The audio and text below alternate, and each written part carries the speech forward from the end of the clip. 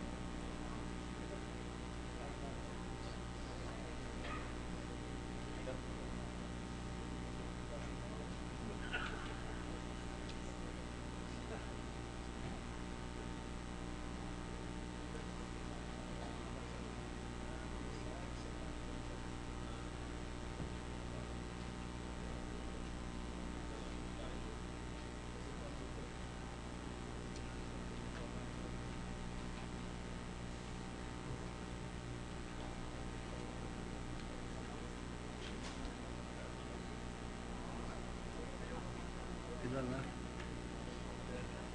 Pinasundo ko na ba?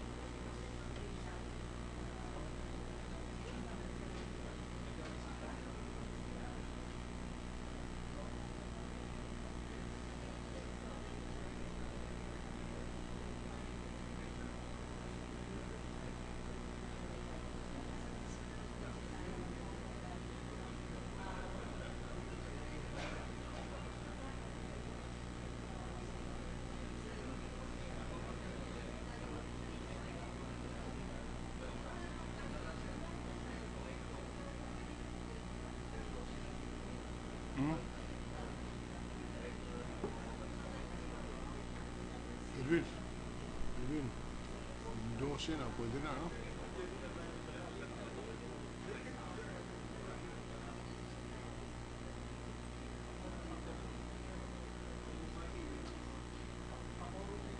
Kung 13, yeah.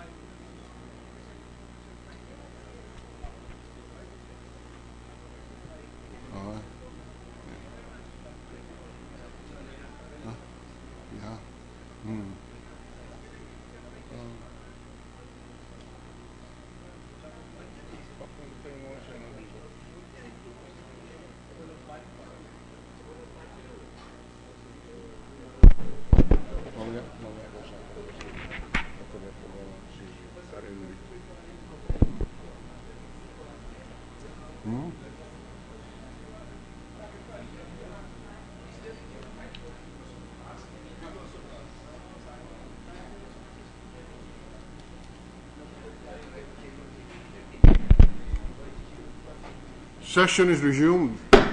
The Secretary will call the roll.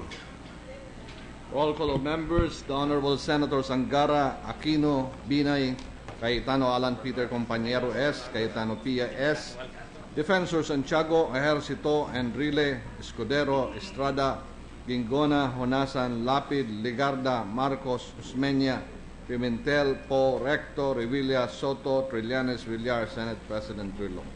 13 senators are present. The chair declares the presence of a quorum. The majority leader. Mr. President, may we recognize some guests in the gallery. We have from the Bangko Sentral ng Pilipinas, we have officers and staff of the Department of Loans and Credit. We also have with us members of the UP ROTC Alumni Association, of the UP Vanguard Fraternity. We also have members of the Bureau of Fire Protection from NCR and BFP National Headquarters. I move that they be recognized, Mr. President. Make the presence of our guests of record in this afternoon session, and we welcome them all to the Senate.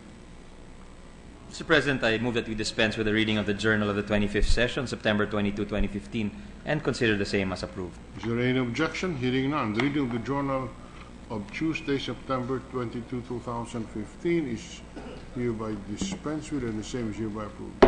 Mr. President, I move that we proceed with the reference of business. Secretary will read the reference of business. Reference of business bills on first reading, Senate Bill number 2960, an act to reduce poverty and promote human capital development by institutionalizing a conditional cash transfer program by Senator Gingona III. Social Justice, Welfare, Rural Development, and Finance. 2961, an act instituting a national market code of the Philippines by Senator Ejercito Estrada. Local Government, Trade, Commerce, and Entrepreneurship. 2962, an act separating the city of San Fernando from the 3rd Legislative District of the province of Pampanga to constitute the long Legislative District of the city of San Fernando by Senator Paulo Benigno Bam Aquino IV. Committee on Rules.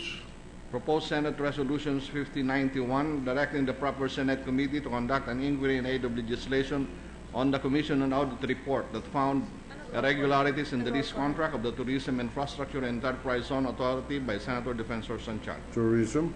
5092, directing the proper Senate Committee to conduct an inquiry in aid of legislation on the 2014 Commission on Audit report. The City of Pasig has incomplete and unimplemented infrastructure projects amounting to a total of 425 million pesos by Senator Defensor Santiago. Local Government. 1593, directing the proper Senate committee to conduct an inquiry in aid of legislation. On the report, the Commission on Audit ordered the Palawan provincial government to return 35 million pesos in bonuses unlawfully given to its personnel in 2014 by Senator Defensor Santiago. Local government. Communications letters from the Office of the President transmitting to the Senate 2 original copies of Republic Act Number 10683, an act establishing the Siargao Island Sports Academy and Training Center in the municipality of Dapa, province of Surigao del Norte, and appropriating funds therefor, and Republic Act Number 10684, an act creating an additional legislative district in the province of Cebu to be known as the 7th Legislative District, which were signed by His Excellency President Benigno S. Aquino III. To the archives. Committee reports. Number 256, submitted jointly by the Committees on Local Government and Tourism on Senate Bill Number 922, introduced by Senator Lapid, an act amending Section 443, 454, and 463 of RA 7160, otherwise known as the Local Government Code of 1991, recommending its approval with amendments, sponsor Senator Marcos Jr. 257, submitted jointly with the Committees on Local Government, Agriculture and Food, and Finance on Senate Bill Number 2093 by Senator Lapid, an act mandating the appointment of municipal agriculturists in municipalities where agriculture is a significant industry, amending for the purpose Sections 443 and 482A of RA 7160 as amended, otherwise known as the Local Government Code of 1991, recommending its approval with amendments, sponsor Senator Marcos Jr. 258, submitted by the Committee on Public Services on House Bill Number 5531 by Representative Abayon et al., an act renewing the franchise granted to the Radio Mindanao Network, Inc.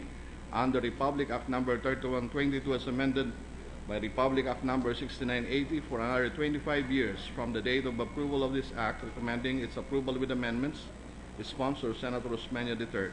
259, submitted by the Committee on Public Services on 5532, introduced by Representative Abayon et al., an act renewing the franchise granted to the Interactive Broadcast Media, Inc. under Republic Act Number 8210 to another 25 years from the date of approval of this act, recommending its approval with amendments, sponsor Senator Osmeña III.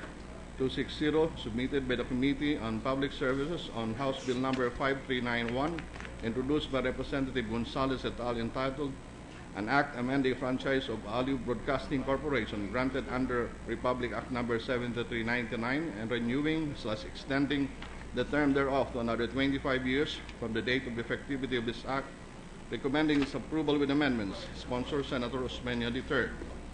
261, submitted by the Committee on Public Services on House Bill Number 5226, introduced by Representative Del Monte F., an act renewing for another 25 years the franchise granted to Christian Era Broadcasting Service International, Incorporated, as provided under Republic Act Number 7618, recommending its approval without amendment by Senator Osmeña III. 262, submitted by the Committee on Public Services on House Bill Number 5227, introduced by Representative Belmonte F. et al., an act renewing for another 25 years the franchise granted to Eagle Broadcasting Corporation as provided under Republic Act Number 7299, recommending its approval without amendment by Senator Osmeña III. And 263, submitted by the Committee on Public Services on House Bill Number 4507, introduced by Representative Boyolago, introduced by Representative Belmonte F., an act renewing for another 25 years the franchise granted to Christian Era Broadcasting Service International, Incorporated, as provided under Republic Act Number 7618, recommending its approval without amendment by Senator Osmeña III.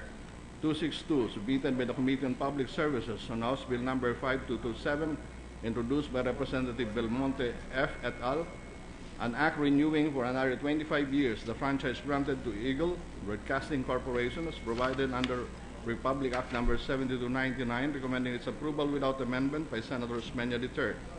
And 263, submitted by the Committee on Public Services on House Bill Number 4507, introduced by Representative Boyolago et al., entitled renewing the franchise of Contel Communications Incorporated, assignee of the grantee under Republic Act Number 3932 as amended by Republic Act Number 7401, entitled an act granting the Conception Industries Incorporated to franchise to construct, maintain, and operate radio telephone stations for the transmission and reception of radio communications within the Philippines for another 25 years from the effectivity of this act, recommending its approval with amendments. Sponsor, Senator Usmeña III.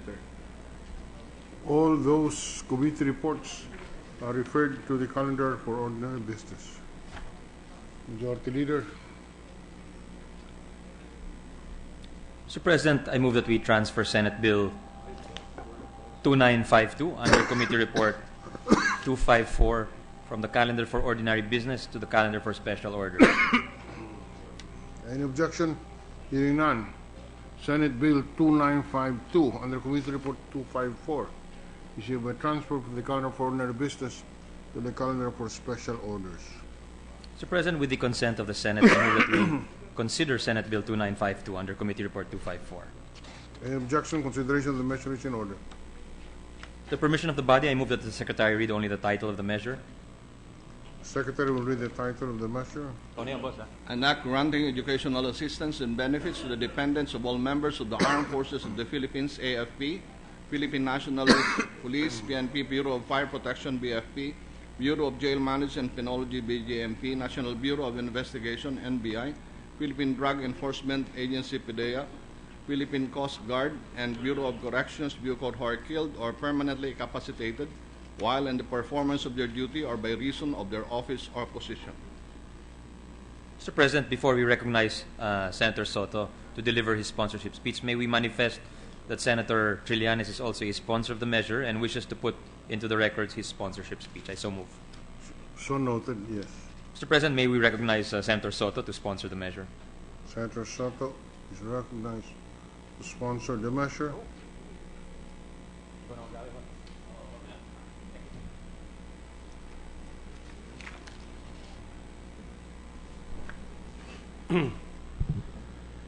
Thank you, Mr. President.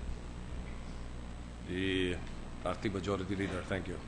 Mr. President, honorable colleagues, I wish to thank the Civil Service Committee Chairman, Senator Antonio Trillanes, for the expeditious consideration of Senate Bill 2687, which is now Senate Bill 2952, principally authored by this representation, which is entitled An Act Granting Educational Assistance and Benefits to the Dependents of All Members of the Armed Forces of the Philippines, Philippine National Police, Bureau of Fire Protection, Bureau of Jail Management and Penology, National Bureau of Investigation, Philippine Drug Enforcement Agency, the Philippine Coast Guard, and Bureau of Customs, who are killed or permanently incapacitated while in the performance of their duty or by reason of their office or position. I am in complete agreement with the views expressed by the chairman contained in his sponsorship speech, which has been now made part on record of this bill. I would like to add a few more thoughts on the matter, Mr. President. Since time immemorial, during the early days of the formation of democratic government and the state, those who routinely lay their lives on the line as soldiers and peacekeepers are recompensed by the state with due honors and benefits. And during those times, a piece of the land they have ably defended is given. Millennia and centuries may have come and gone, but the principle remains the same. As a matter of justice and gratitude, the state and its people must recognize the sacrifices of its soldiers and policemen, firemen, and peacekeepers. Their families, Mr. President, suffer the most from this need to serve and protect the state and its people. These men of arms offered their lives as a matter of course. Part of their job description, as they say. anytime, anywhere, under unforeseen circumstances, a bullet, a knife, or a raging fire may end their lives. Our soldiers, policemen, firemen, and peacekeepers in the various offices and agencies mentioned in the Senate bill continue the time-honored tradition of service, even at the sacrifice of life itself. There is no greater love than this, as the Bible says. Mr. President, we have to address the anxiety which members of the family of a soldier, policeman, fireman, NBI, or PIDEA agent experience every time their father, brother, or sister leaves home in the morning to report for work. There is a chance or a possibility that their loved one may not make it through the day or night of their office hours. Now let us remove the fear of a child expressed in this way. Paano na pag-aaral ko kung may mangyari sa tatay o sa aking kuya o sa aking ate na nagtatrabahong sundalo o pulis o bombero o agent? We in government, Mr. President, being the substitute father of all the families of the nation, must step in, and when the real father dies for the sake of the nation, we are there. This is the philosophy behind the bill, Mr. President, honorable colleagues. This bill understands the predicament of families of those who work the nation. We are there. This is the philosophy behind the bill, Mr. President, honorable colleagues.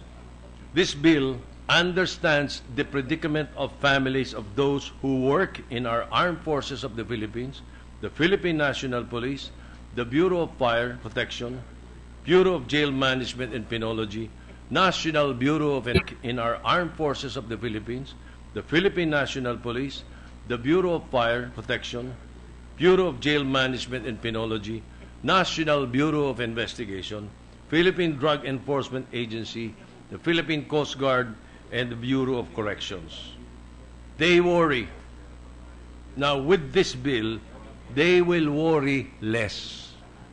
Their nights will be visited by sleep, and we will all feel we have done our duty to them too. So, Mr. President, dear colleagues, the Senate bill is important, though not really a headline-grabbing measure. It may be a simple gesture, but will be deeply appreciated. It carries the love, concern, and compassion of a grateful nation to the family of those who offer their lives for the welfare of our country. Although lost lives and disabled bodies cannot be brought back, free education for the uniformed personnel's surviving children may help give life to their families. And when our protectors sleep, we can also sleep soundly for having cared for those who sacrifice their lives that we may live. So thank you, Mr. President. My dear colleagues, at this point, I would just like to manifest that Senator Honasan and Senator Angara be made co-authors of the measure. Thank you.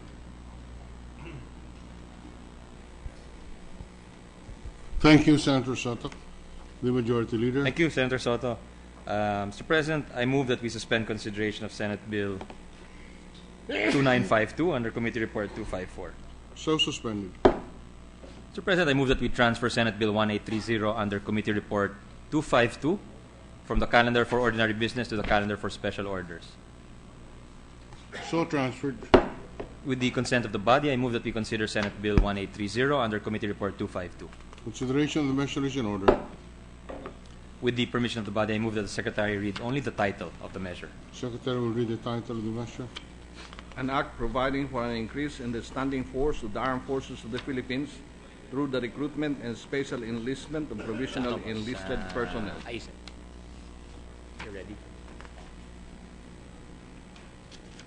Mr. President, the sponsor has requested that his co-sponsorship speech be inserted into the record. Senator Trillanes.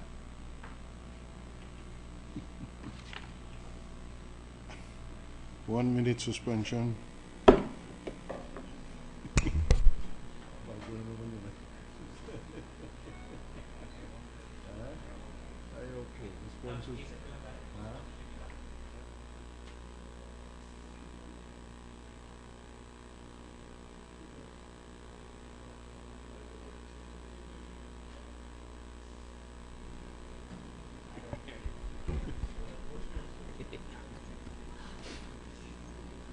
Ready to resume, Mr. President. Session is resumed. Mr. President, I withdraw my earlier motion.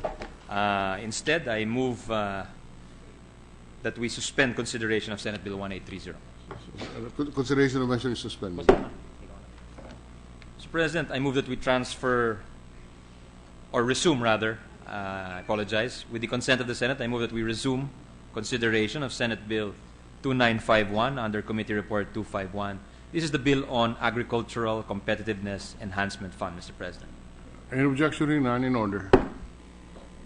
I move that we recognize Senator Recto to co-sponsor the measure, Mr. President. Senator Recto is recognized to co-sponsor the measure. Thank you, Mr. President, Majority Leader.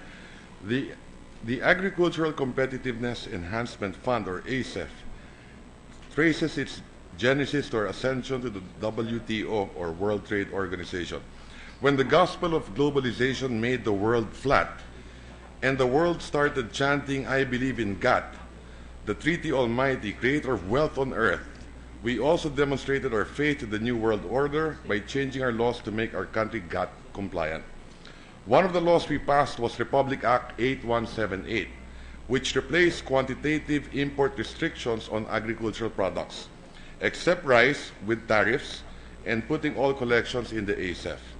In short, protectionist walls would come tumbling down, and what would come up are tariffs. The general rule was that agricultural goods, for as long as they can hurdle health, sanitary, and other rules, can come in for as long as they pay the tariffs we have set.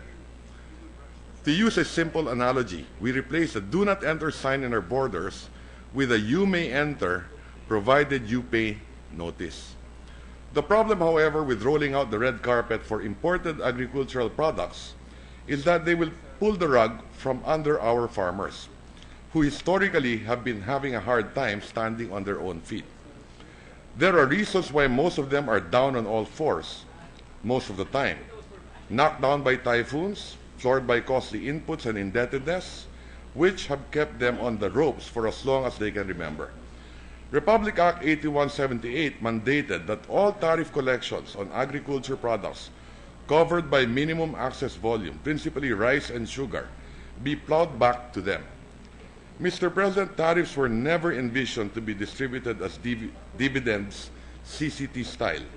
Rather, they will be used to build, and let me quote from the law, irrigation, farm-to-market roads, post-harvest equipment and facilities, credit, research, and development. Also covered are marketing infrastructure, provision of market information, retraining, extension services, and other forms of assistance and support to the agriculture sector.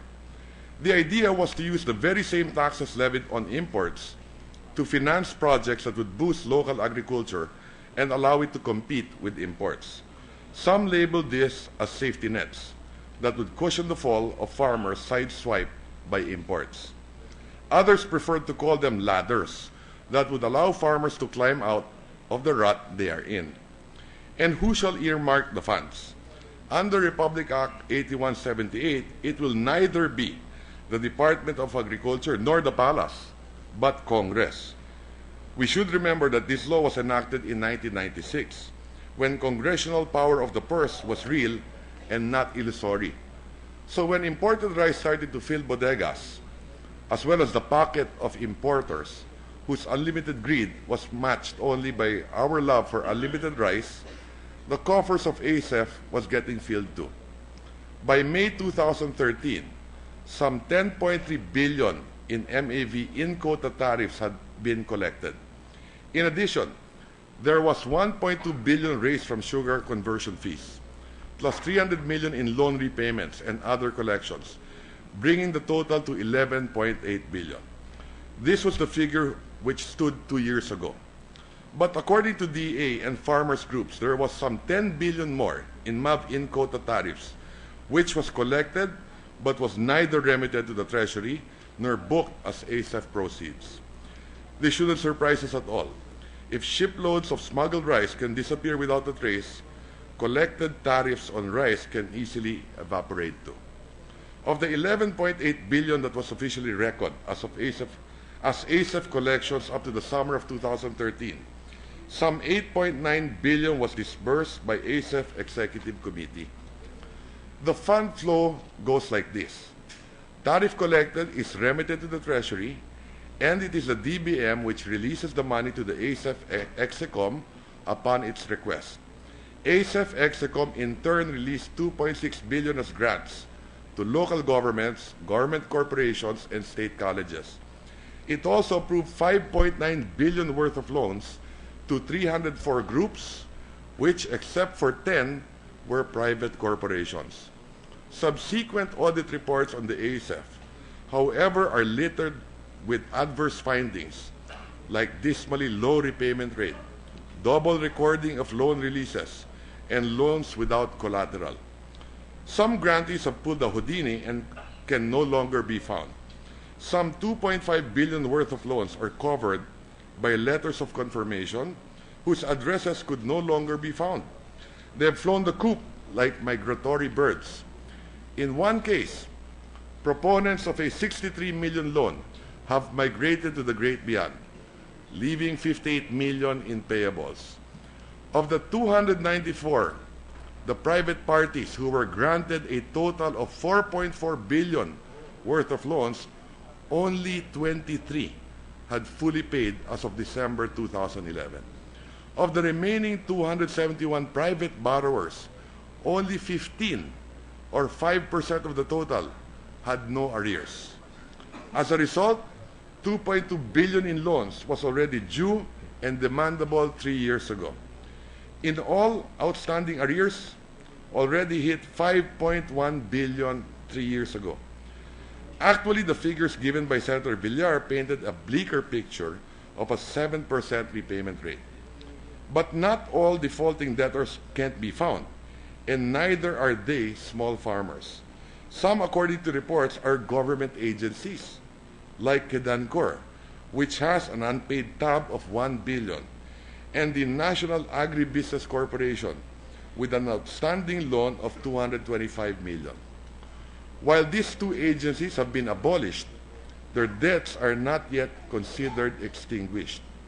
But unlike these two agencies, whose demise is unlamented, it is not yet time to call for ASEF's interment. First, ASEF still has an end of 2014 balance of 3.8 billion. Second, and more importantly, the concept of earmarking tariffs for local development. So what is needed is not to write the requiem for ASEF, but the law reforming it, which is exactly what Senator Cynthia has done. And with her experience in restructuring, no person is more qualified to write the prescriptions than her, as she has the head of a banker and the heart of a farmer. Plus, there is the other urgent need to extend the current ASEF law, Republic Act 9496, which will expire at the end of the year. But the bill before us does not just extend the law, but above all, make it more effective. This new program for ASEF debugs it of its corrosive and corruptive viruses. The overarching principle of this bill is that only legitimate farmers and fisherfolk must benefit from ASEF. More stringent safeguards are being put in place. For example, there is a ceiling of 5 million per project. Gone is the era of mega million unsecured loans. Borrower participation is also being made mandatory. The counterpart fund should at least be 10% of total project costs. This 10% can come in the form of capital outlay, land for the project site, equipment, and wages. In other words, saliva equity is no longer accepted. The menu of fundable projects is being narrowed down to the truly beneficial. It is strictly limited to acquisition and establishment of agri-based production and post-production and processing, machineries, equipment, and facilities to achieve modern agricultural practices and the like. Ano-ano ang mga ito? Isang halimbawa ay ang mababang farm mechanization rate natin na 2.31 horsepower per hectare.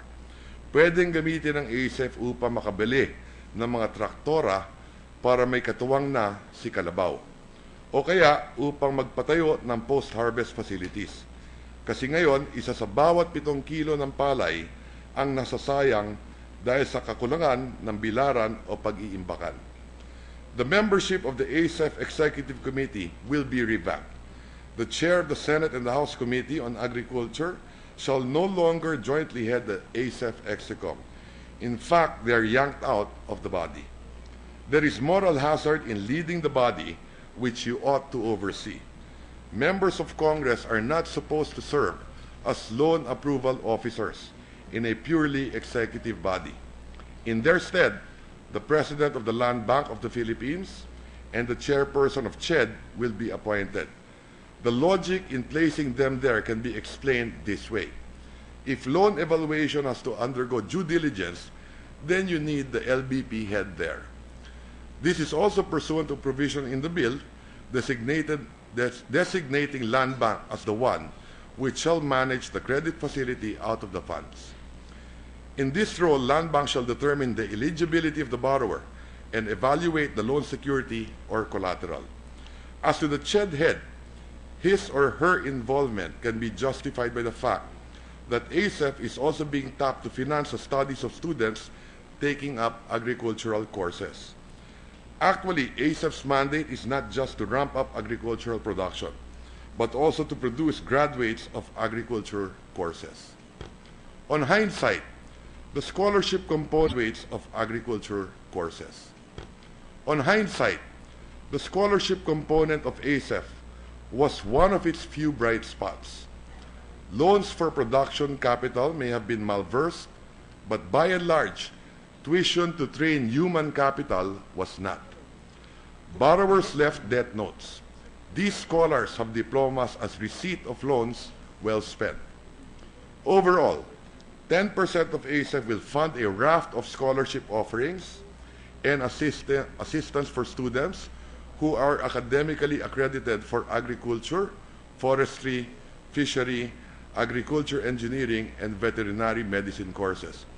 Another 10% will be used to bankroll agriculture research or upgrade research facilities of qualified SUCs. But like the ceiling on loans, each grant shall not exceed 5 million. The bulk of the fund, or 80%, will constitute the loanable portfolio for projects enumerated in a menu in this bill. With these parameters, the danger or the temptation of the fund being used as a milking cow or to feather private nest eggs is being removed. Mr. President, let me inject other element of urgency on why we must pass this bill ASAP. Yes, the bill has an expiry date, and audits have opened a can of worms. But these are puny compared to challenges that lie on the horizon, which ASF can help us overcome. ASEAN integration is just around the corner. We need all the help we can get and all the resources we can tap on how to intensify the preparedness of Philippine agriculture. The reason for which ASF was created in another era on how to make our agriculture competitive remains valid and relevant in the challenging years ahead. Let us pass this bill, Mr. President, my dear colleagues. Thank you. Thank you very much, Senator Recto. Thank you, Mr. Majority Leader. President. Senator Recto, I move that we suspend consideration, Mr. President, of Senate Bill 2951 under Committee Report 251. So suspended. Mr. President, if we may, with the permission of the body, that we may take up some administrative matters. This is the transfer of committee referral.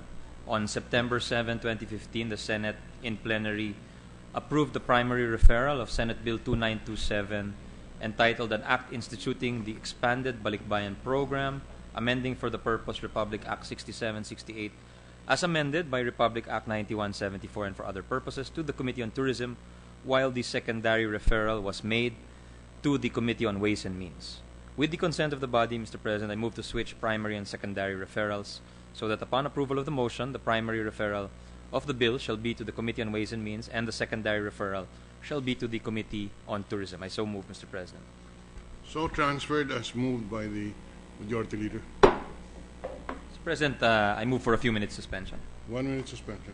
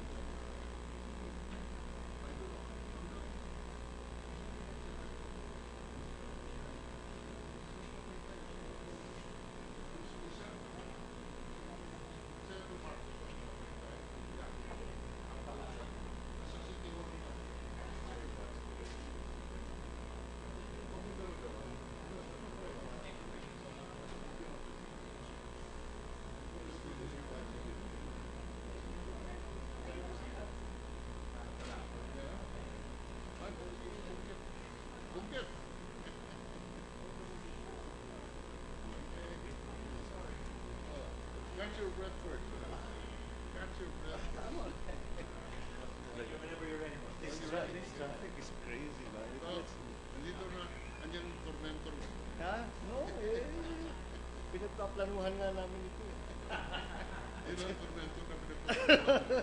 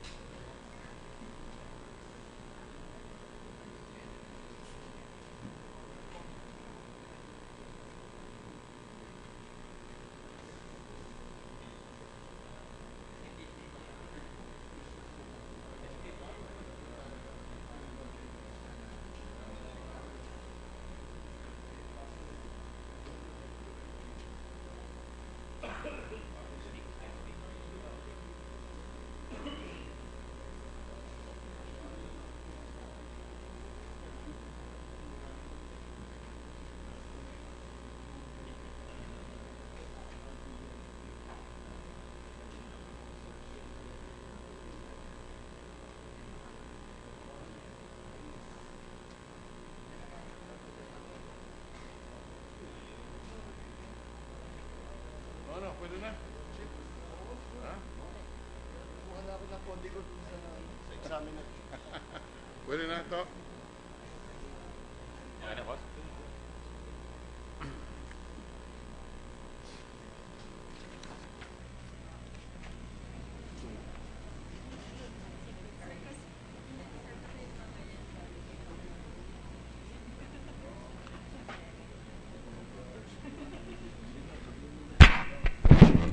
Ready to resume, Mr. President.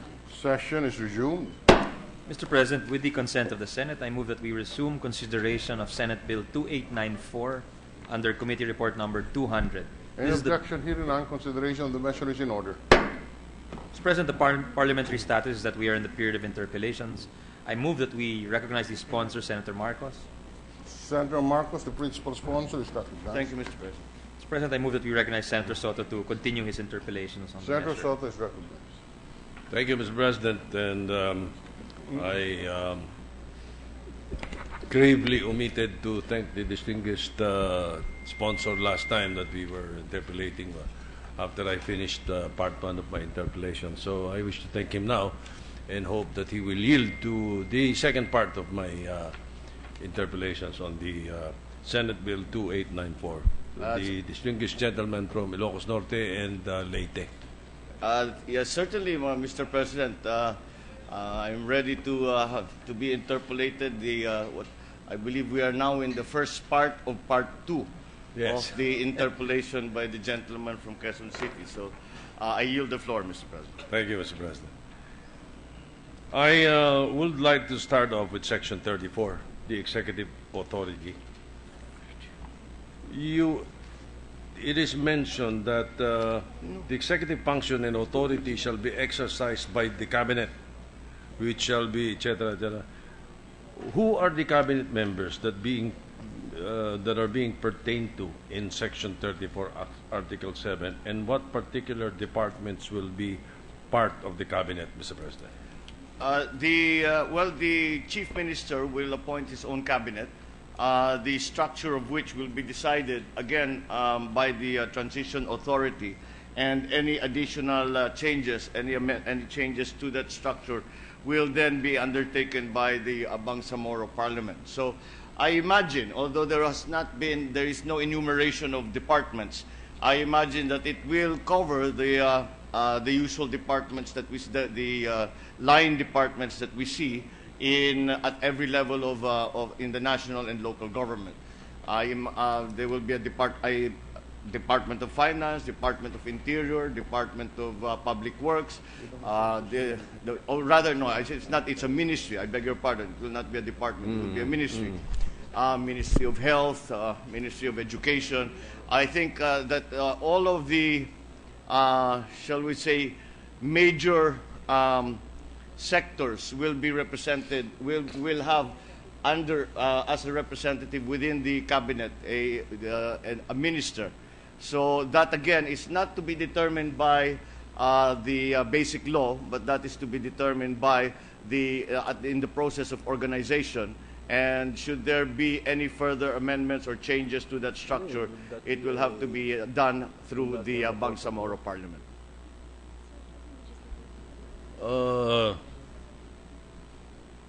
Kasi, Mr. President, I'm looking at this as legislative powers na binibigay natin. Will that have a force of law kung sila ang nagkikreate ng mga ministries?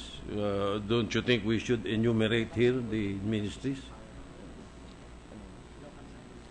that will be created? We have a similar situation in local government where local sanggunians can create offices. There are some mandated positions in local government, but there are also optional positions, and beyond that, the local sanggunian can also create any such offices as they feel are necessary. This is the same power that we are giving to the Bangsamoro government, but this is not. It is on a regional level rather than on a local government level.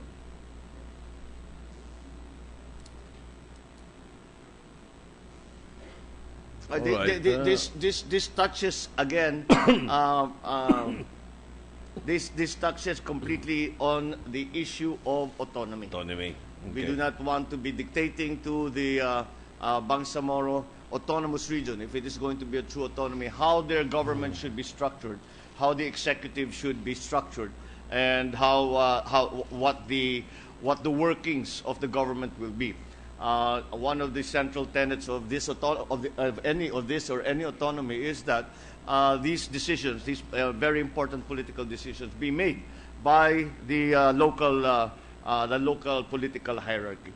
When you said earlier that this will be part of the work that will be done by the transitional government,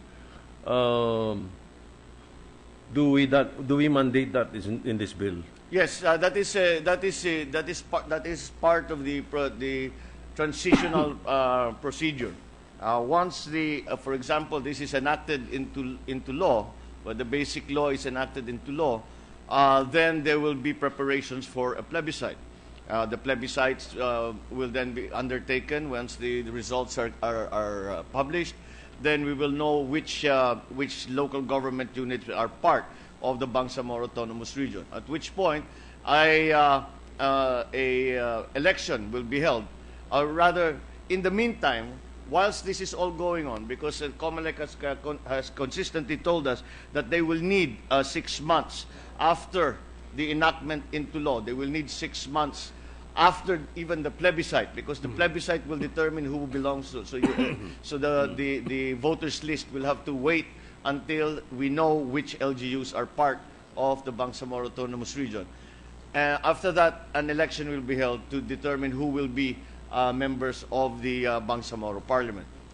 Whilst all of that is happening, the transitional authority will take on the functions of government. And since ARM would have been abolished as the first effect or the first act of the organic law, then they will run the government, or they will begin to reorganize the government. And that is why one of the main issues was what will happen to the different offices. They are all abolished. All the items are the positions in those are abolished, but they can, of course, they're free to create. I would imagine also a similar position, because these are clearly necessary for the proper conduct of general governance. In any case, that is the general procedure. After, if and when the Bangsamoro government and the COMELEC are ready to have the election, the election will be conducted, the members of parliament will be determined, the sectoral representatives will be determined, the party list will also be determined, at which point the Bangsamoro parliament will go into session, and they will cede, the transition authority will then cede all their authorities running the government to the Bangsamoro government, as it will be organized by the parliament. Right. Inasmuch as you have mentioned the Parliament already, let me move on to Section 35, the Parliament. Bangsamoro Parliament shall be composed of at least 60 members. May I know the basis for coming up with at least 60 members composition of the Parliament? This was the original proposal in the draft BBL. We tried to conform to the original size as much as possible.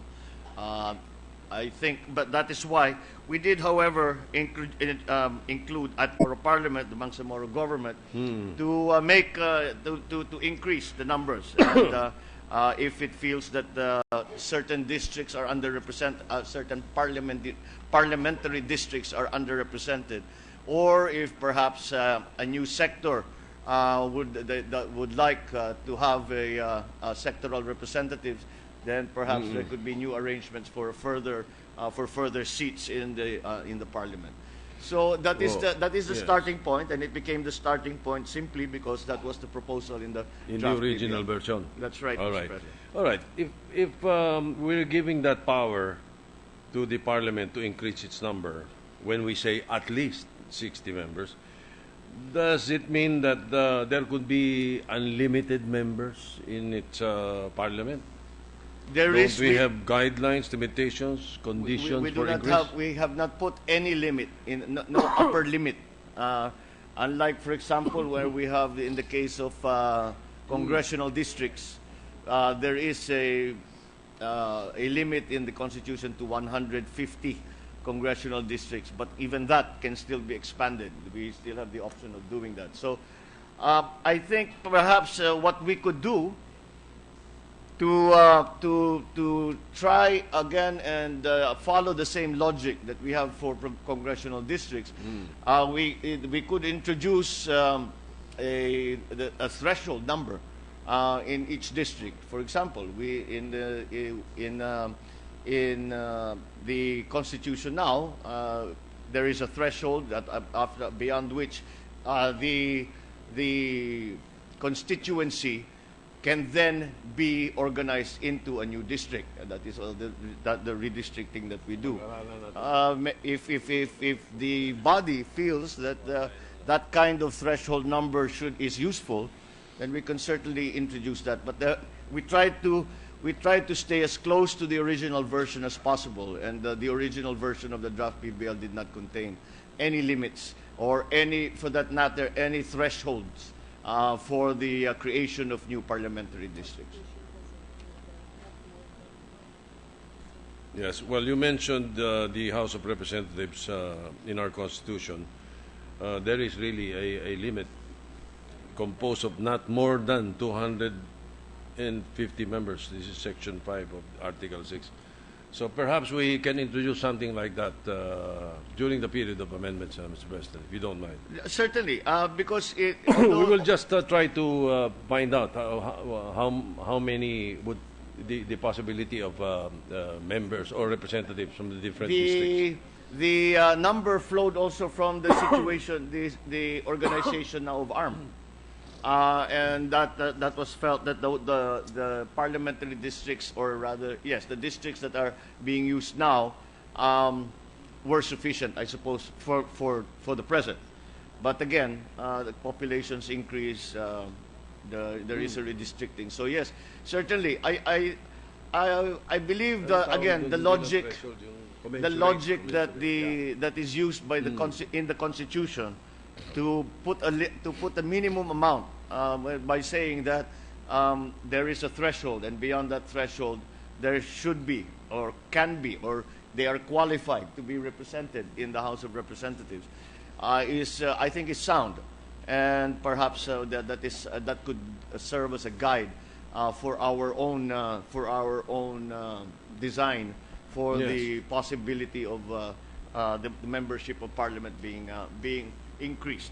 Well, the reason I brought it up is because there is a possibility that if they're allowed to increase and there is no limit, there could be 500 members of Parliament. That's right. Just for accommodating or for accommodation purposes. That's right. And then what are we talking about? They will probably be spending 70% of their budget for personal services only. That's exactly right, Mr. President, and that is I believe that is one of the reasons why the number was at least conceived originally at 60, because to make it more manageable. Because as we can imagine, the more members of Parliament there will be, the longer and the more complicated the discussions will be, and it will be the prospect of gridlock, as we have seen in other legislatures, not necessarily in the Philippines, but in other countries. That is a distinct possibility if there is a very large, uncontrollable membership in the Parliament of the Bangsamoro. Yes, thank you for that, Mr. President.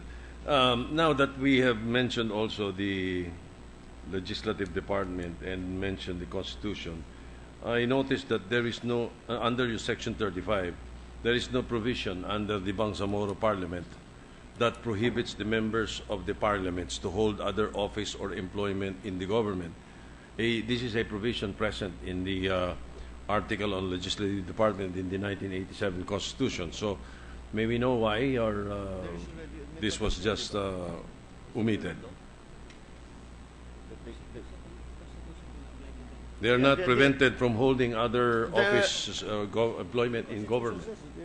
Unlike well, they are constrained from doing so because in the Constitution there is the government officials, elected government officials are disallowed. All right, so we need not spread it here. No? Well, I think it's not necessary again, but I take a very liberal attitude towards repeating or making a point or highlighting a law or parts of the Constitution that we feel must be invoked, so that we can so as to explain what we are doing. So again, if the body feels that that we need to expressly state that what is found in the Constitution I certainly wouldn't have would have few objections to that kind of idea.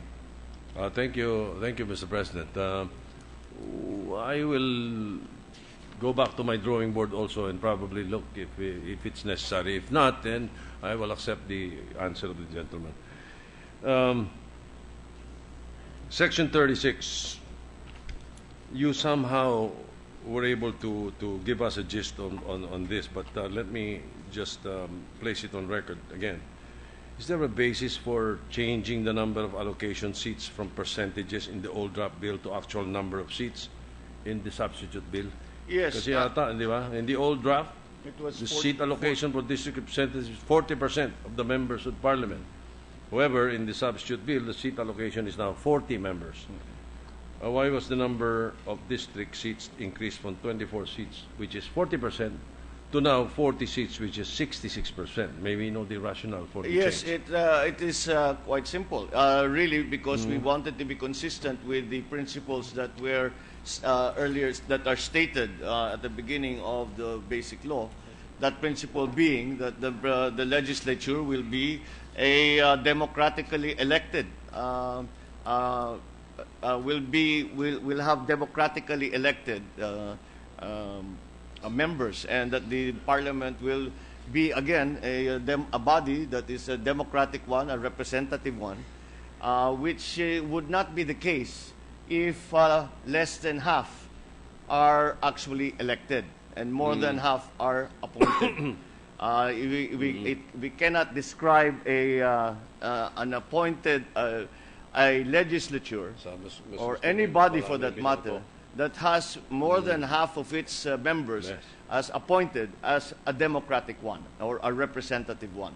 And so to keep that, to be consistent with the idea that the legislature should be representative and should be democratic in the sense that it gives equal representation to all the districts, and that the elected membership will have the final say in all that happens, all the laws that are passed, all the deliberations, all the decisions that are made by the Bangsamoro Parliament. Then I think if that is the case, if the majority are democratically elected, we can say with confidence that the Bangsamoro legislature is truly representative of the inhabitants of the Bangsamoro region.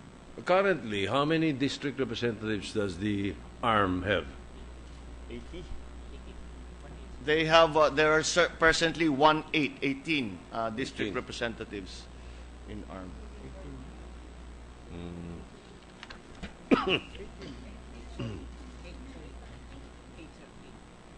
District representatives.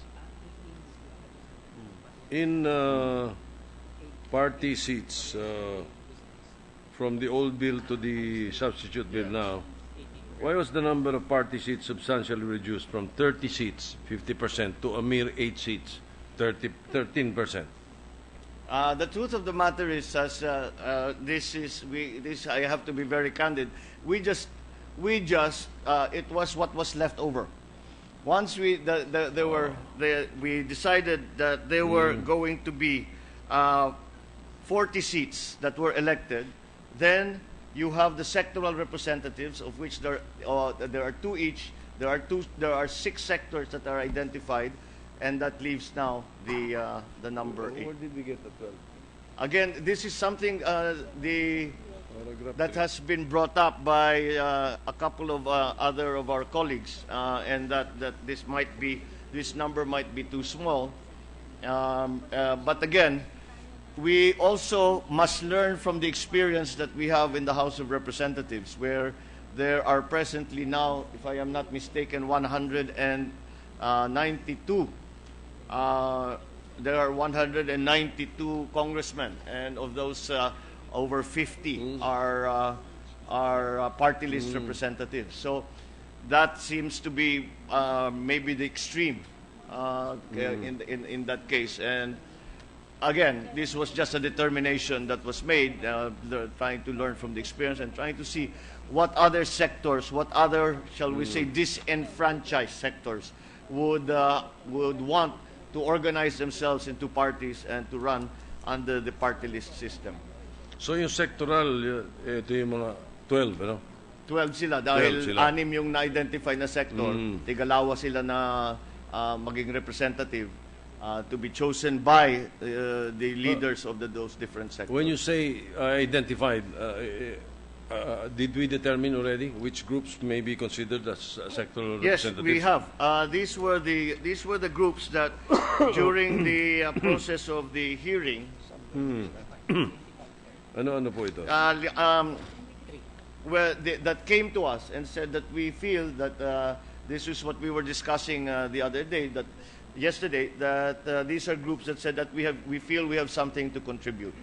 And because of that, and with their explanation, we felt that they should be part of the parliament, and to make sure that whatever the results of any election, that those groups are in fact represented by the sectoral representatives.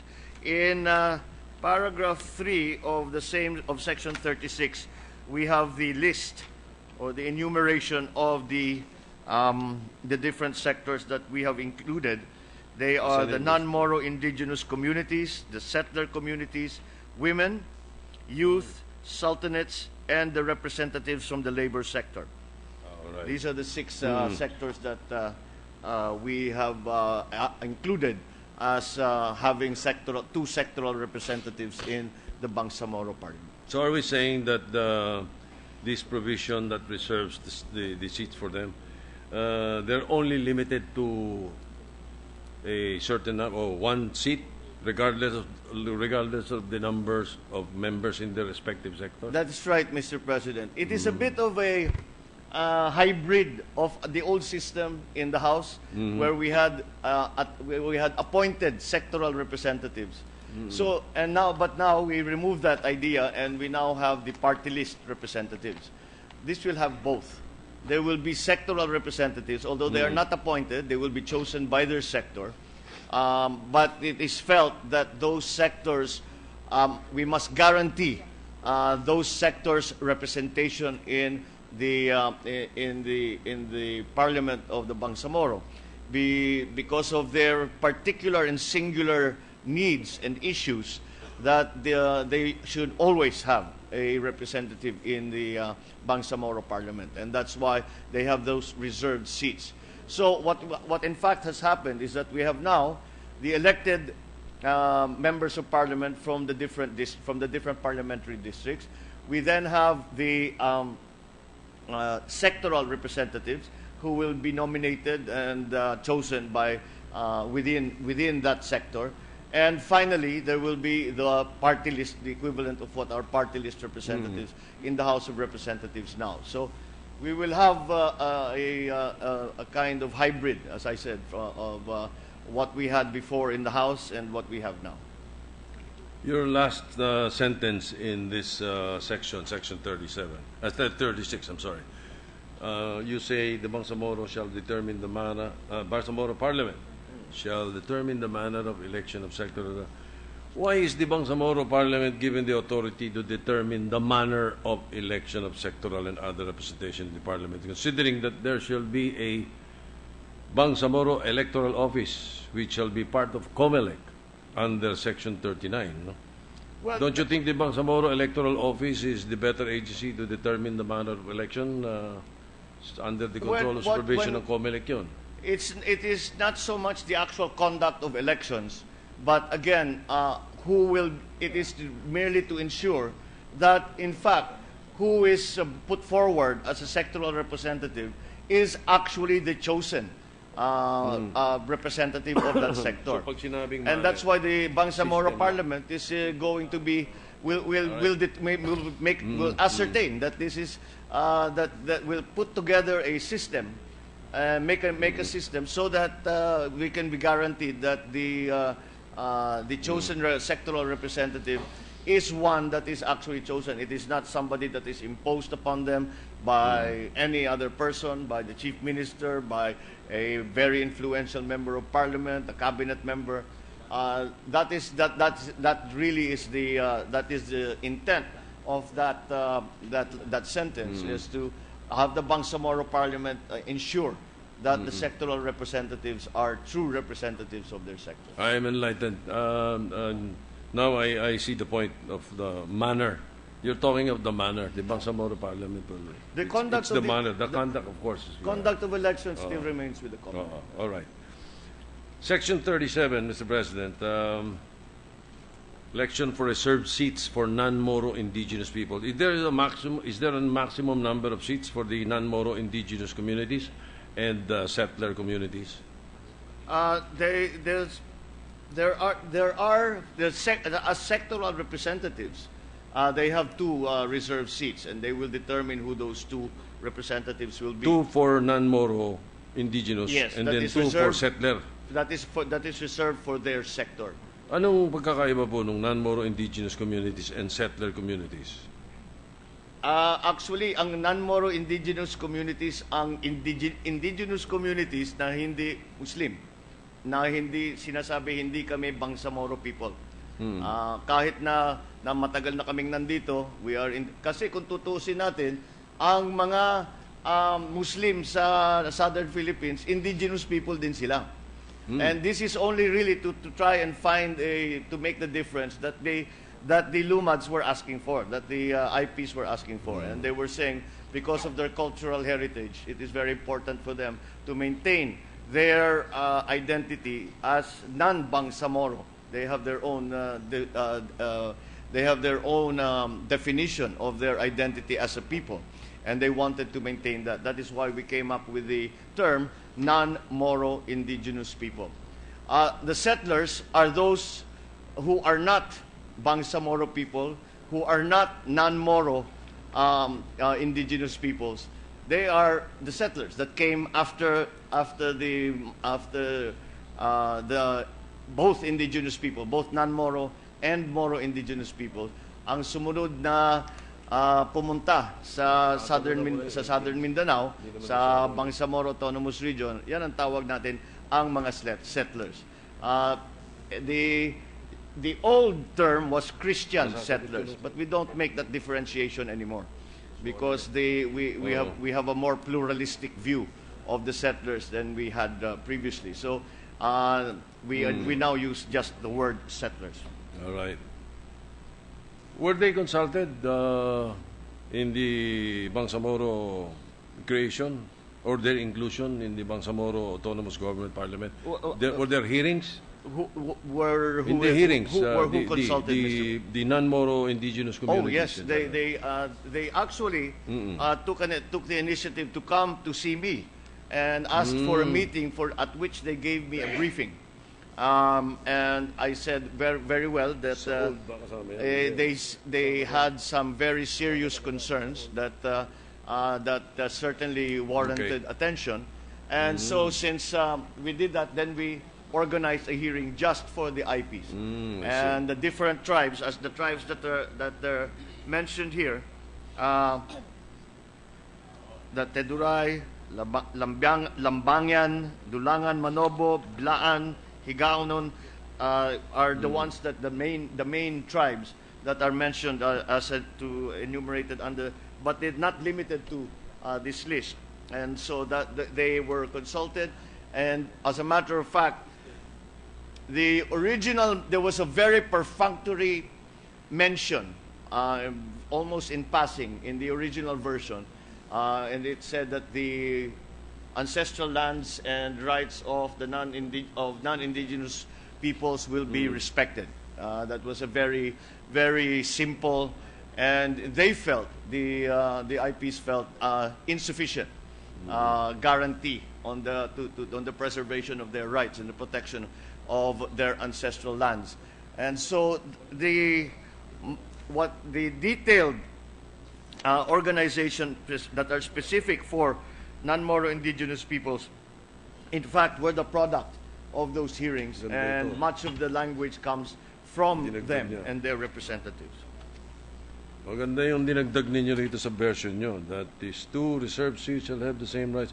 This is not found in the original bill, no? That is not, Mr. Yes, President. all What right. is found in the original bill is just one sentence that says that their rights will be respected. We wanted to be, again, since this is always an area of conflict or of misunderstanding, that is the area of the ownership of land, of ancestral domain, with various claims being made on the same piece of property, both on ancestral domain and for other cultural and historical reasons. We felt that to make it very, very clear what are the rules, what are the laws that we are applying, we thought that it would be good to have an additional, to add more detail into the actual structure of within the Parliament, and to give a very clear understanding of how the ancestral domains and again our IPs are treated within the Bangsamoro region. Thank you. Yes, well, I wish to congratulate your committee for that. Very laudable. Now, Section 38, regional parties. The provisions states that only regional political parties duly accredited by the Bangsamoro Autonomous Regional Electoral Office may participate in the parliamentary elections. Are there any requirements or guidelines as to the qualifications of these regional political parties? Well, this is the party list. When they say regional political parties, what we mean is that these are parties that exist in the region, not outside the region. So hindi naman pwedeng the Bicolano Regional Party tatakbo dito, or the Waray Regional Party. Hindi. No, So, I mean, but within them, within. It is within no? the Oh, right. region. Yung ibig ang paggamit ng salitang regional, ibig sabihin na nandoon sa Bangsamoro Autonomous Region. So, etong Section 39 Section 38 is essentially the description of the party list system and of the party list representatives. So, pag sinabing only accredited by the Bangsamoro Autonomous Regional Electoral Office, this is exactly the same, or rather, this is parallel to the way COMELEC determines whether or not a party list is in fact representative of a disenfranchised sector. So, regional parang party list ito, ha? Hindi ito yung political parties like there is a political party in Region 3. Oo. Di sa Nueva Ecija. Yung mga Sila Hoson. hindi no. Oh, iba yun, ano? Iba yun. Those are local mga Political parties. local political We parties. do not mean them in the We regional political parties. No, we do not. We do not mean them. But I can see that maybe we might have to insert a word or two parang, just to clarify that. Sa akin, yun ang unang dating eh.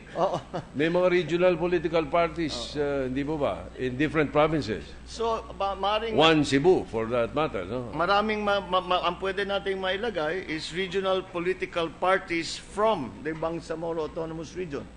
All right. Well, anyway, that is Sige. something that we Sige can po. make Yes. more clear. I agree. as Thank you we very much. go Thank through you. the bill. Now, Section 39, Bangsamoro Autonomous Regional Electoral Office. May we know the difference between COMELEC's regional office and the Bangsamoro Autonomous Regional Electoral Office in terms of their functions, structure, and relation to COMELEC? In terms of their relation to COMELEC, there should not be any difference because it has to be made very clear. Because of it is again a constitutional question as to the organization of COMELEC and a separate electoral commission in the Bangsamoro Autonomous Region. So the Constitution only allows for one electoral commission, and therefore we have kept the Bangsamoro Autonomous Region Electoral Office under the control and supervision of the COMELEC. In terms of the function, there may be differences simply because they are administering a different political system. In all our other political subdivisions, we only talk about the chief executive. We talk about the Sanggunian, and our usual political system. This is something else. And I imagine they will have to create some new procedures, new methods of administration, simply because the system is different.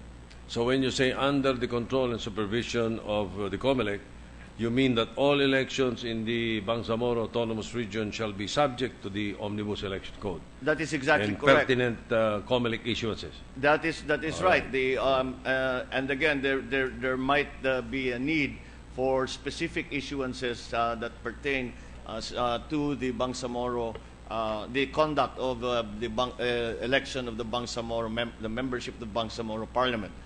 But aside from that, the principle again was to keep it number one, to make it very clear that the electoral office is very much part of COMELEC, and hence the constitutional infirmity that was first identified is remedied. Secondly, we tried to keep it similar again to the COMELEC regional offices as we have around the country. But perhaps because there is greater autonomy in the Bangsamoro Autonomous Region, and also because it is itself a political subdivision, then there will have to be there will have to be more enhanced functions in the Bangsamoro Electoral Office. Because the regional office of COMELEC does not actually is only an administrative has administrative function, whereas the function of the monitoring, the regulation of the actual elections falls to the provincial offices, the city offices, and the municipal COMELEC offices. There will be no such offices any longer. Besides the local government, aside from the local government units, but at the regional level, it will be directly monitoring the elections of the actual Bangsamoro Parliament. All right. Thank you very much. I cannot help but compare it with the old bill. I noticed that Section 8 in the old version, redistricting, was deleted. Now, in relation to the creation of the Bangsamoro Regional Electoral Office, does this mean that COMELEC through Barrio will now exercise the function of redistricting in the Bangsamoro Autonomous Region, or you just simply deleted it? No, we simply deleted it because we again to give as much autonomy as possible. We will allow the definition of the parliamentary districts to fall to the Bangsamoro government. In the very start, it will be the Bangsamoro, it will be the transition authority. To start to organize, they will define which are the ministries that they would like to continue with, which they would like to reorganize, what new ministries will also be organized, and how to define the parliamentary districts, so that what there were many suggestions, and probably the easiest one is to consider what is already happening in ARM, where we basically divided each congressional district into three, to put three districts in each congressional district. There is always a worry that this will be cause for confusion, but looking at the experience in ARM, it would seem that it's a workable system.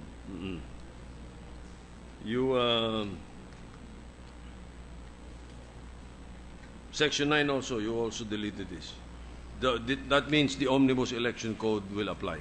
You deleted the Bangsamoro Electoral Code, no? That is so, right. So, Omnibus Election Code na rin, ano? Yes, we were, of course, trying to avoid any implied amendment of a national law. We are trying to avoid any conflict or inconsistency with the national law. So, again, the Electoral Code is a national law and must apply in all parts of the Philippines. Just for clarity, Mr. President, the last paragraph of Section 39 states that the Commission may delegate its powers and functions through the heads of its field offices. May we know what does the bill contemplate by the term field offices? Is this the Barrio or the COMELEC regional offices? The Barrio is simply the COMELEC office in the Bangsamoro Autonomous Region. I think that's the easiest way to explain it. But then the different provinces will still have their provincial COMELEC office.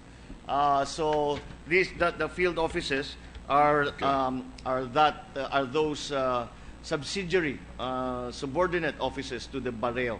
But again, it must be made very, very clear. It must be very well understood that is the local office Yes. in the Bangsamoro Autonomous Region of the COMELEC. All right. Kailangan Precisely. maliwanag na maliwanag Kaya, yun. Dahil precisely. importante That's the yun. reason I wanted you to spread that into the records. All right. Thank you. Now, let me move on to Section 42, qualifications. May we know the reason why the residency requirement for members of Parliament is 3 years? Is there any basis for this? Is this reasonable, considering that the required residency for congressmen is only 1 year? This is actually again lifted from the draft BBL, and this was what was agreed upon by our negotiating panels, and we felt that if that is the requirement that they have agreed on. Presumably, this also was a request from the MILF side. Then I think that we should be consistent and say that if that is the proposal, and it is possible to fulfill that proposal, then we should do it. So again, it comes from the negotiations of the framework agreement, the 3-year residency requirement. I see. Well, to continue, still on Section 42, you provide for the qualifications of a member of the Parliament. A person who wishes to be elected as a member of the Parliament must be, quote, a registered voter in the Bangsamoro Autonomous Region. In the 1987 Constitution, one of the qualifications to be a member of the House of Representatives, which is similar with the member of the Parliament, is that he or she should be a registered voter in the district in which he shall be elected, except for the party list representatives. Shouldn't the same rule be applied in the Bangsamoro Parliament? That would be part, again, of the, I believe that is covered already by the election code, that the residency, you cannot represent a district in which you do not reside. So that I believe that that contingency is already covered by the Omnibus Code. Well, remembering the fact that you do not mind a repetition, perhaps it would be best if we could include that also, a registered voter in the district, in the Bangsamoro Autonomous Region. Again, something to that effect.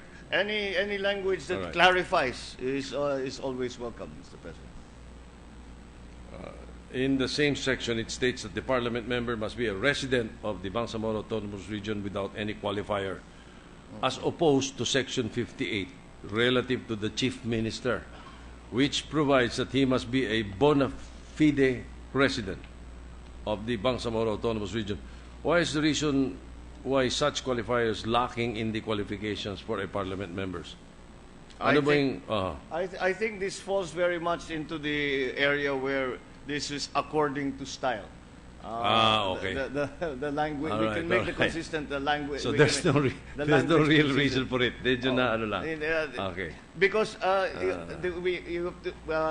the process with which the substitute bill was written was to start with the draft BBL and to make whatever amendments we felt were necessary. So some were carried over the language verbatim. Some, in some areas, we created our own language where we felt it was insufficient, and that's why there might be some inconsistencies and in the language when the meaning is in fact the same. All right. Thank you very much for that. Now, Section 43, salaries of Parliament members. The prohibition for Parliament members to receive during their tenure other salary and emoluments from the Bangsamoro Autonomous Region was deleted. Section 13, paragraph 3 in the old version. This deletion may be, well, I don't know, it might be abused. Moreover, if the parliament members are to perform functions similar to our senators and congressmen who are prohibited from receiving other salary or emoluments from the national government, they should also be similarly prohibited from receiving other salary or emoluments from the Bangsamoro Autonomous Region. May we know the view of the sponsor on this matter, Mr. President? Well, the Constitution, again, does not allow any elected official to hold any other offices or to receive any kind of consideration from any other party except from the national government. Therefore, that constitutional directive will also apply to this. And therefore, it does not mean that we are allowing them when you deleted this. No, we will stay consistent that all elected officials are not allowed to take on other jobs while they are serving in that capacity as a representative.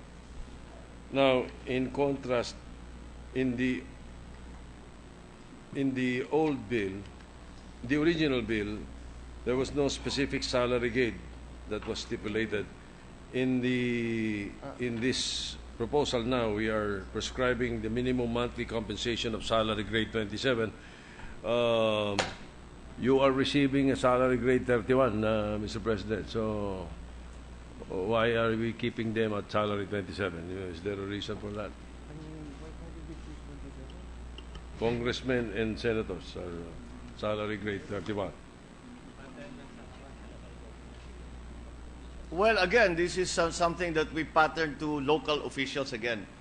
Whenever we needed guidance, we went back to the situation in local government. With the reminder, with the thought always that this is not the same as a regular local government. It is in fact an enhanced form of local government. Presently, the parliament members of ARM, ilan sila? Do we know what anong pay grade? Salary grade. The mayors are salary grade 27, I know. Anong pay grade ng ARM assemblyman? We will look for that pay grade of the present ARM assemblyman. Well, it's all right. I was just trying to compare it, but I see your point. I see your point. I have no proposal on that particular section then, Mr. President. Section 44, disclosure. Where and when shall the members of the Bangsamoro Parliament submit the disclosure of their financial and business interests, including those of their spouses and children? Are they covered by the SAL-N law? They will. Obviously. They will be covered by the SAL-N law as government officials. Where and when shall they submit their disclosure? I believe the schedule for the the elected officials or rather the government officials in the Bangsamoro Parliament and the Bangsamoro government will have to follow the same schedule that we do, that the rest of the country does, and we have our usually we have our deadline for submission of the SAL-N in April, and they will have to follow the same schedule as us.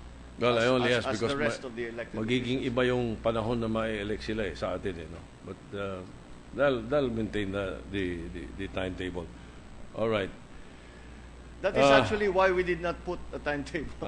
Okay. Dahil nga you'll find that feature in many parts of it, because for example, in the local bill and in the organic law, there are instances where we say that the first regular election will be, but we cannot say with any certainty when the first election will be. So only the first regular election is what we can talk about, because hindi na nga natin malaman kailan matatapos ang proseso dito sa legislature, kailan matatapos ang plebisito, kailan matatapos ang halalan.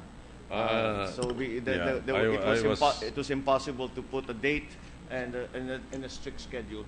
I was going to go there later, Mr. President, but I would assume that before assumption into office, that the salary would have to be submitted. I think like any new officer, official that enters government, either as in an appointive or in an elective capacity.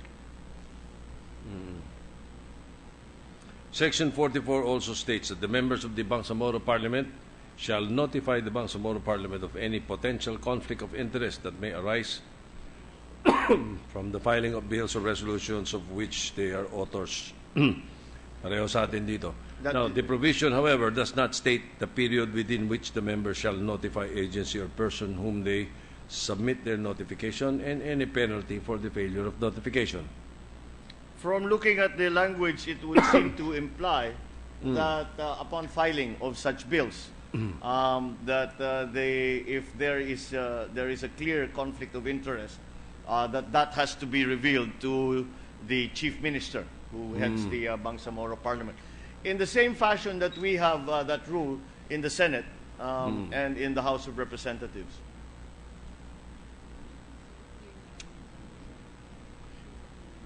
No.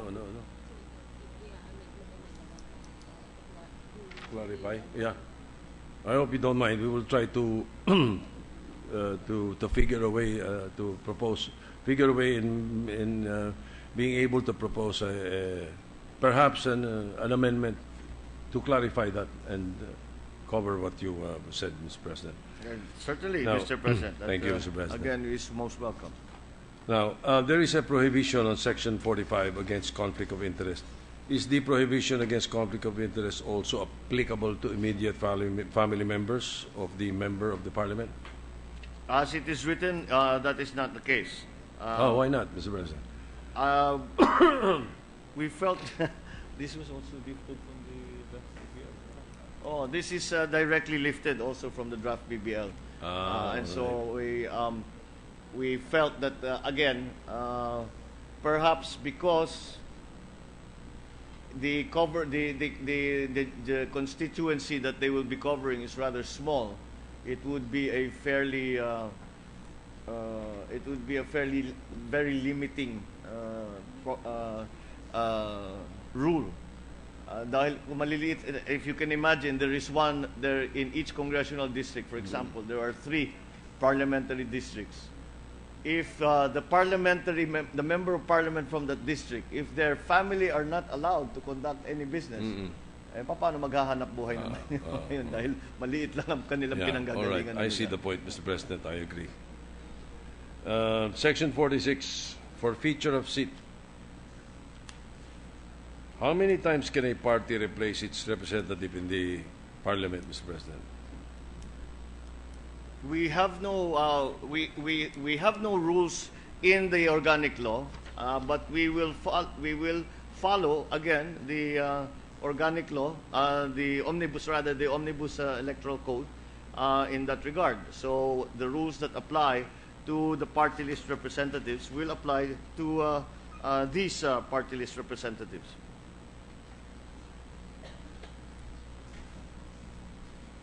One of the grounds of your forfeiture of a parliament seat is the conviction of other crimes punishable by more than 6 years. Considering that crimes only cover those punished under the revised penal code, should we not include offenses punishable by more than 6 years to include acts punished by special laws? We could include that, but we just kept it consistent again with the immunity that is enjoyed by legislators in the national government. Ganon din more or less yung proposal namin sa Section 48 sa privileges and immunities. No, the exception to the immunity parliamentary members from arrest while the Bangsamoro Parliament is in session is only for crimes punishable by more than 6 years of imprisonment. Same with, but I believe that we should include offenses punishable by more than 6 years of imprisonment to cover violations committed under special laws. Would the gentleman care to expand on that so that we get the idea what the intent of including that language would be. Meron kasi tayong mga laws that are punishable which are not included in the revised penal code. There are new laws that we have enacted. Yes, legally I think they do not call it crimes, they call it offenses. So, But again, I think that is why I felt that those the definition of the crimes that for which there is immunity, it is for the guide still, not so much the crime as much as the crime being punishable by more than 6 years, or rather less, by less than 6 years. So whatever law, be it within the penal code, special laws, or otherwise, they will still apply if those laws are impose punishment of anything less than 6 years, then the immunity will apply. If, however, the punishments that are provided for are more than 6 years, then the immunity no longer applies to the members of Parliament. So you do not mind if we say that it includes the special laws, huh? I don't think so. I don't see. I think we will have to look at the laws. Like for example, the Dangerous Drugs Act. It's not included in the revised penal code. It's a special law. Well, as the distinct the difference author said that it is based on the penalty, regardless of whether it is the revised penal code or special law, if the penalty is not more than 6 years. So pareho na. what we could do, because the special laws call the violations offenses. Yeah, So we put crimes and offenses that are punishable by less by punishable by less than 6 years, where the immunity still applies. Yes, that's in other words, whether it's the special law or the penal code, the basis is the length of imprisonment, the penalty. That's why That is why we feel that it covers even those the special laws that are not in the penal code that we Yes. refer to as offenses rather than crimes. All right. We just want to clarify that. So, well, I hope we can try to insert a word or two to clarify the particular issue, Mr. President, at the proper time. Thank you. Filling of vacancy, Section 47. In cases of vacancy involving an unaffiliated member of Parliament, is there a required period of unexpired term for holding a special election? Again, this is something that COMELEC has already ruled on in the case of both the Senate members and the members of the House of Representatives. I believe that if the terms, as is laid out, since the terms are of the members of Parliament are the same as the term length of the members of the House of Representatives, then the same should apply in terms of special in the case of special elections being conducted. And I think the rule is simply if there is less than a year or less left in the term, then there is no need to have an election. Anything more than that, a special election is conducted. All right. Thank you, Mr. President. Your Section 49, moving on, deals with the session of the Bangsamoro Parliament. Its regular session shall begin on the 15th day of June, after 30 days before the opening of its next regular session. May we know what is the reason for the committee to come up with such a date? Because in Section 15, Article 6 of the Constitution, 1997 Constitution, the Congress shall convene on the fourth Monday of July. Now, would such difference in the opening of the regular session give the impression that the Bangsamoro Parliament is not under the general supervision of the President, who addresses Congress during the opening of Congress? No, Mr. President. What we have here is simply because the elections are held in the Bangsamoro, as they are being done now in ARM, before the general elections, the national and local elections. So to have the same period where between the elections occurring and the assumption of office to be the same, to be consistent, we have given the same number of days, the same amount of time as we have for all other elected officials, because our elections will be held 1 week or before, rather after that of the Bangsamoro Parliament. The same system that we have now with ARM. All right. Thank you for that, Mr. President. Now we understand. Section 52, Mr. President, Rules of Procedure. You provide that the Bangsamoro Parliament shall adopt its House rules for the conduct of its business. Same section, however, does not provide a requirement of publication for its effectivity. Alam na natin ang nangyayari pagka mayroong issue ganon. So will the House rules be binding even without publication? That again will depend upon the rules that they adopt. Again, we are coming up against the whole idea here of autonomy, and we try to minimize whatever rules that we follow and impose them on the Bangsamoro government. The whole idea of autonomy is for them to conduct their business in whatever way they see fit, so long as it is legal and so long as it is responsive to the needs of their constituency. So.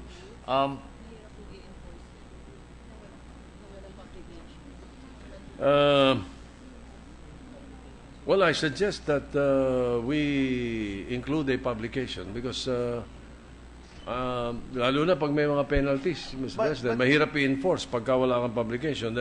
We have experienced that issue. The requirement of publication is a constitutional one also.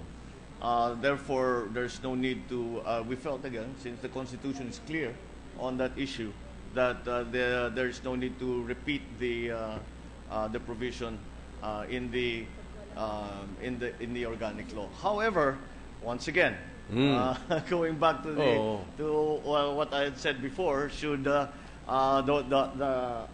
the body feel that this clarification is necessary, that the constitutional requirement of publication be repeated in the organic law, then I certainly would not object to such. All right. I will propose that, Mr. President. I think it's necessary. Thank you very much. On number 53, proceedings. Why is there a need to translate the legislative proceedings of the Bangsamoro Parliament in 3 languages, specifically Filipino, Arabic, and English? This is simply to make certain that all the inhabitants of the Bangsamoro Autonomous Region will have access to the proceedings in the Bangsamoro Parliament, and the dominant languages in the Bangsamoro Autonomous Region are those 3: Filipino, English, and Arabic. In like fashion, we translate often from Tagalog to English in our transcripts.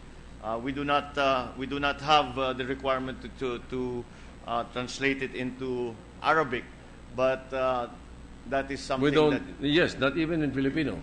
Well, English. But if we speak in Tagalog and we translate into English, just so that everyone has access to that. But it was felt that that is not sufficient in terms of providing access to the transcripts of proceedings. That English would not be sufficient, and that the other languages are needed. Do you feel it is not tedious, costly? Do you speak Arabic, Mr. President? No, Mr. President, but inshallah, I will learn one day. Don't you think so, Mr. President? This Di is ba costly ito, tedious ito, mag-Arabic ka pa. I do not think so. If we are able to manage a translation from Tagalog or Filipino into English, we get our transcripts a day, 2 days after even long speeches that are being made or long deliberations that are conducted in Tagalog. We are able to do that. Secondly, this is also, I guess, for record-keeping purposes. The translation, the provision on translation is actually again lifted from the draft BBL. All right. And so the framers of the draft BBL felt that there was a necessity to include Arabic in the translation of the transcripts of the proceedings of Parliament. Ang ibig niyo pa sabihin yung when people speak in Arabic or speak in Filipino, they translate in English later on when they do the journal. That's fine. I have no problem with that. The way I understand this is, I may be wrong, is that we are asking that the legislative proceedings be translated. That is how I understand it, Mr. President. There will be three. There will be 3 copies. 3 copies in Filipino, in Arabic, and in English. In English. Ganun ta. Despite what language the proceedings are conducted in. Mahirap. I mean, mahaba, Mr. President, There were matagal. actually before. Ha? Original. Ano yung pang-apat? Yung kung ano yung, halimbawa, tayo, nagtatagalog tayo ngayon, may transcript na kasama Tagalog, kasama English. Merong isang transcript, English lamang. May transcript, Filipino lamang. May transcript, Arabic lamang. Yeah, the entire proceedings will be translated in Arabic. Into Arabic, yes. That is the... From the time they bang the gavel up to the adjournment? That's my understanding of Oh the my provision, God. Mr. President.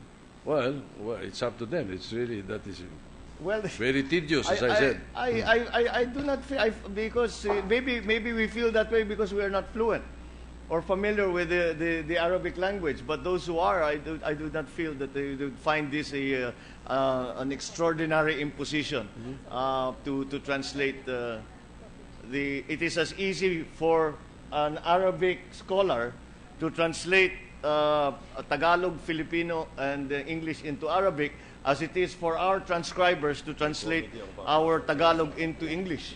So I believe that it will not be too much of an additional imposition. Again, it will be the Bangsamoro government, the Bangsamoro Parliament can choose if they feel that this is a requirement that is difficult to fulfill. They can change the rules and say that we only translate it into English or we only translate it into Filipino. So this is not mandated. In that case, are we not mandating it? Yes, we are, right. because We are, that was the proposal that was made. Example lang po, Mr. President. There are words in Filipino that are difficult to translate in English. There might be words and many words in Arabic that will be difficult to translate in English, or English that will be difficult to translate in Arabic.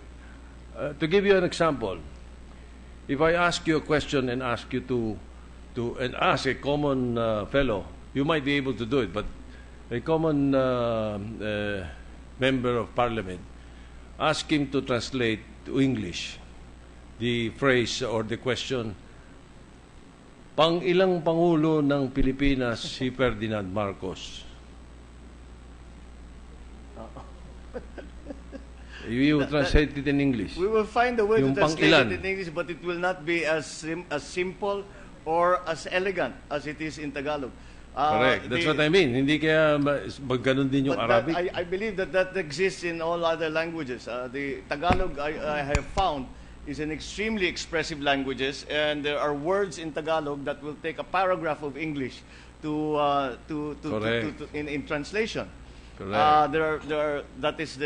But I believe that is the case in all of our proceedings, where there are, when we speak in Tagalog, sometimes it is difficult, and it certainly, the nuance of the language is sometimes lost, the proverbial lost in translation.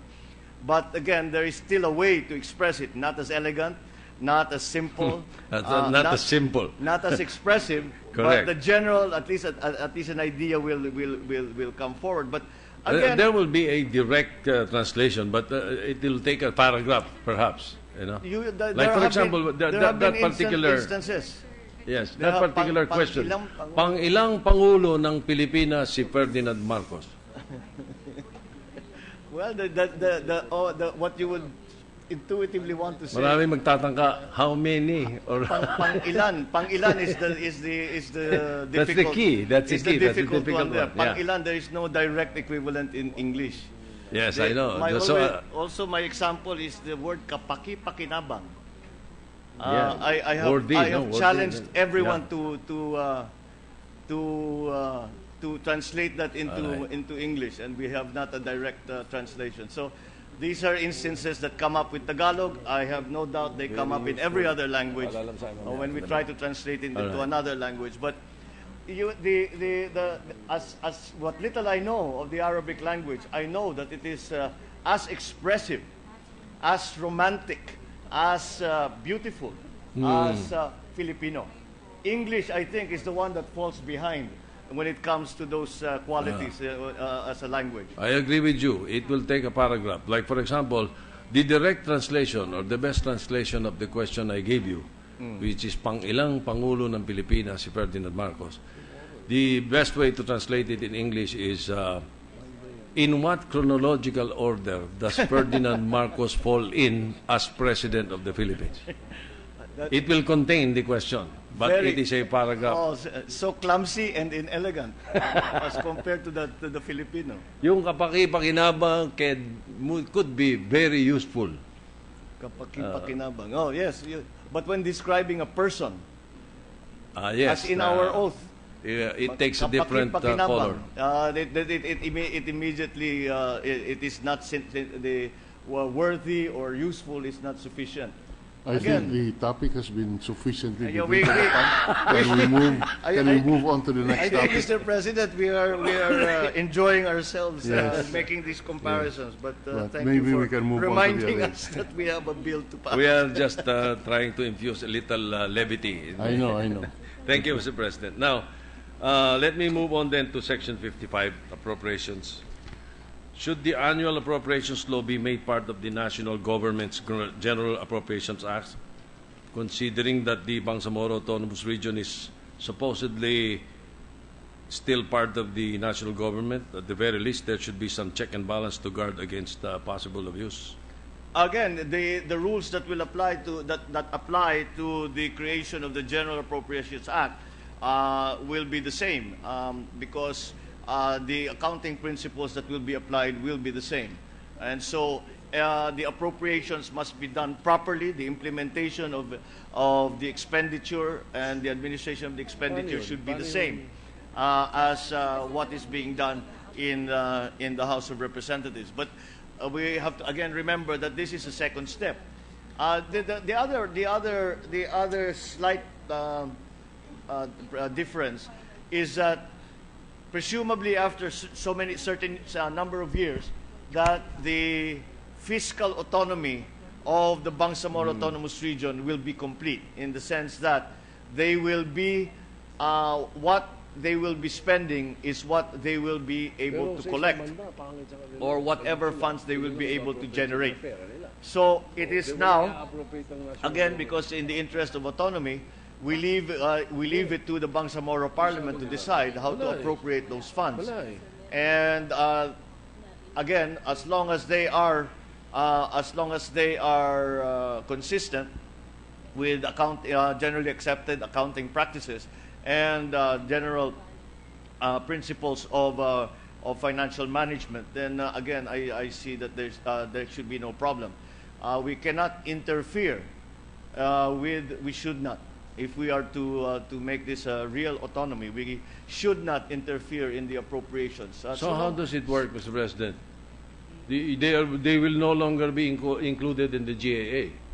Well, that is that after the concept is that in the first 5 years that there will be assistance given by the national government even the tax collections, that was another bone of contention, that the tax collections will be, how much will be given to the national government, how much will remain, and the proposal was 100% in the Bangsamoro government. But that is in the transitional period. One of the great complaints about ARM is that how can you call us autonomous when we have to go to Congress every year with our begging bowl to ask for appropriations for us? So that is still dependent. That is why there were additional powers in revenue generation, so that again, fiscal autonomy has two aspects to it, has two sides to that coin. One is that you have the autonomy to spend what money you yourself collect. So that is the fiscal autonomy that we are talking about.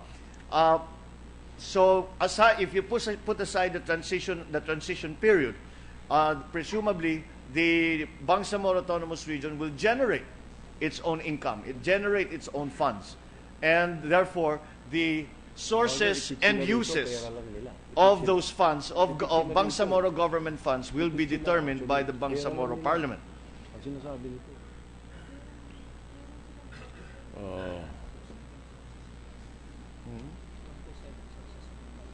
Well, I have some apprehensions on this, but I will not belabor the point at this point. Allow me to probably review my concerns about it. I believe that it is for us sometimes counterintuitive to allow these powers to be exercised, but whereas our tendency is to be very, very clear when we are deliberating legislation, to be very, very to not leave these decisions as open-ended decisions. But that is because we have not talked about this much autonomy, and we have to keep reminding ourselves that you cannot impose all of the rules. We must allow, if it is to be a true autonomy, we must allow the Bangsamoro government to make those decisions that they are in the conduct of the governance of the Bangsamoro region. Mr. President, basta't pera nila, it's okay. Appropriate nila. I have no problem with that. If it's from the national government, then there should be some check and balance. That's the only reason that I was asking that. The shall we say, protection that we depend upon are, again, the COA, making sure that the expenditures are properly implemented, and secondly, the DBM in their oversight capacity, that they will say that these are proper expenditures, these are proper appropriations. So that's why, to use again the example, that if the Bangsamoro Parliament somehow passes an appropriation to buy a toy submarine, then of course the DBM will say this is improper, and so that will not be allowed.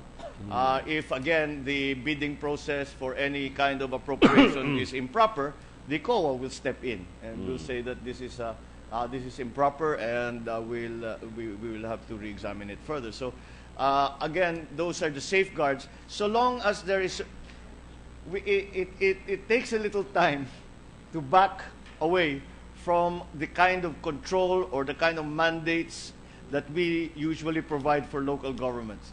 And we have to keep reminding ourselves that this is precisely the meaning of autonomy. That these decisions that we normally make at the national level are now given to the Bangsamoro government for their own perusal, for their own discussion, for their own wisdom and judgment, and how it applies to the region. So the minimum amount of shall we say monitoring, regulation would have to be the desired situation. As little as possible, as much autonomy as possible. All right. I will move on, Mr. President. Section 57, reenacted budget. You provide for a reenacted budget. May we be clarified as to whether the reenacted budget will exclude capital outlays in the same way that a reenacted GAA would exclude such appropriations, Mr. President?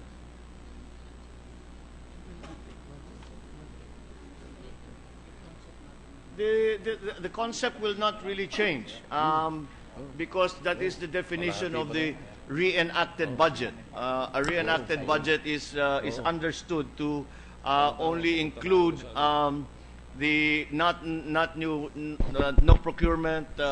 Only the reenacted budget is only continues for the operations of the different departments of government, of the entire bureaucracy itself. It does not provide for any new initiatives. In the same fashion, those rules will apply to the reenacted budget of the Bangsamoro Autonomous Region, should it be necessary.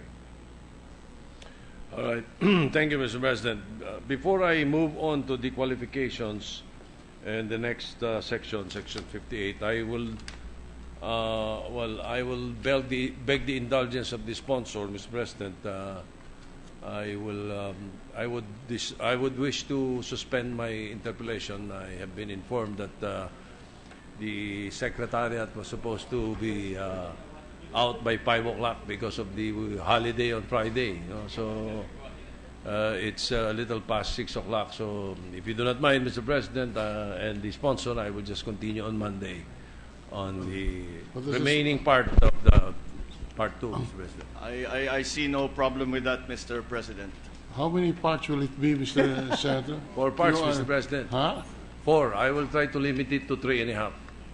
We hope you can limit it to 3 so that by Monday we can finish the whole... Just as a point of information, does this mean that we have concluded Part 1 of the second part of the gentleman's interpellation? No, Mr. President. Just for clarity's Part sake. 1, yes. Yeah. Okay, Part very 1 well. of Part 2. Thank you for that point of information. I will continue on Monday with the second we can part. call this bill again on Monday. We can calculate it for the continued interpellation of Senator Soto.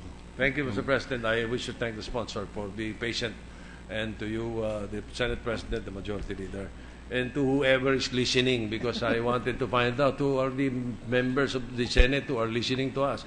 This is a very important matter. But anyway, thank you, Mr. President. Thank you, Senator Soto. Thank you, Mr. President. Thank you to the gentleman from Quezon. Thank you to the sponsor and to Senator Soto. We assure him we are listening, Mr. President. And with the consent of the members, I move that we suspend consideration of Senate Bill 2894. Suspended. Mr. President, there being no other business to take up, I move that we adjourn session until 3 o'clock in the afternoon of Monday, September 28, 2015. Session is adjourned until Monday, September 28, at 3 o'clock in the afternoon.